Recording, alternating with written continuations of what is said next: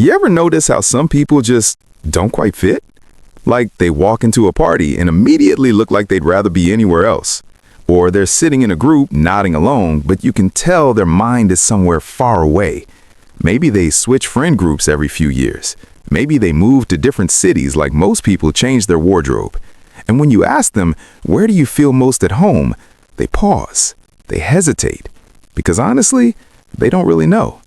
But here's what's fascinating. This isn't just social awkwardness. There's actually deep psychology behind why some people feel like they don't belong anywhere. And by the end of this, you might realize it's been you all along. So let's start with the first type, the ones who feel out of place because they never learned where their place was. Imagine this. You're a kid and your family moves constantly. New schools, new faces, new rules. Or maybe your family was there physically, but emotionally, it felt like living with strangers. You learned early on that home isn't a stable concept. Psychologists call this disrupted attachment. When you don't form secure emotional roots in childhood, your brain never quite learns how to settle. So now, as an adult, you walk into rooms and part of you is always scanning for the exit. Not because you're unfriendly, but because deep down, you're still that kid who learned that nothing lasts. And if nothing lasts, why get too comfortable? Then there's another type, the ones who feel out of place because they're looking for a depth that most conversations don't reach. You know these people. They're at a casual hangout, everyone's laughing about surface stuff, gossip, memes, weekend plans, and they're just quiet. Not bored, just waiting for someone to say something real. Psychologists link this to existential isolation, the sense that your inner world, the way you think, the questions you ask yourself at 2 a.m. is fundamentally different from everyone else's. And here's the thing, it's not arrogance, it's loneliness disguised as disconnection.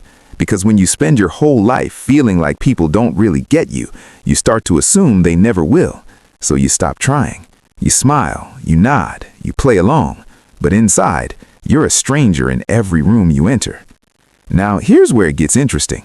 There's a third type, the ones who feel out of place because they keep outgrowing their environments. Maybe it's you. You get a new job, make new friends, find a new city, and for a while, it feels right. But then 6 months in, a year in, that restlessness creeps back. The conversations feel repetitive. The routines feel limiting. The people you once clicked with now feel like they're standing still while you're moving forward. Psychologists call this the growth mismatch. Your rate of personal evolution is faster than the environments you're in. It's not that the place is bad, it's that you've changed and they haven't. And society doesn't prepare us for this. We're taught that belonging is about finding your people and staying. But what if your people keep changing because you keep changing? And finally, here's the type that might surprise you. Some people feel out of place everywhere because they've built an identity around not belonging. If you spent years feeling like the outsider, the misfit, that becomes part of who you are. And here's the twist. Once that becomes your identity, you unconsciously sabotage situations where you actually could belong. You meet people who genuinely vibe with you, but you pull back. You find a community that feels right, but you focus on what feels off. Why? Because belonging would mean letting go of the story you've been telling yourself. Psychologists call this identity foreclosure. Your sense of self is so tied to being the outsider that actually fitting in feels like losing yourself. So you keep one foot out the door, not because you don't want connection, but because you're terrified of what happens if you let yourself have it. So here's the thing. Feeling out of place everywhere doesn't mean you're broken. It just means your relationship with belonging is more complex than most people's. Maybe it's because of where you came from. Maybe it's because of how deeply you think. Maybe it's because you're growing faster than your surroundings. Or maybe you've confused isolation with identity. The answer might hurt a little, but it might also explain everything. So which type are you? Are you still carrying wounds from a childhood that never felt stable? Are you searching for depth most people don't offer?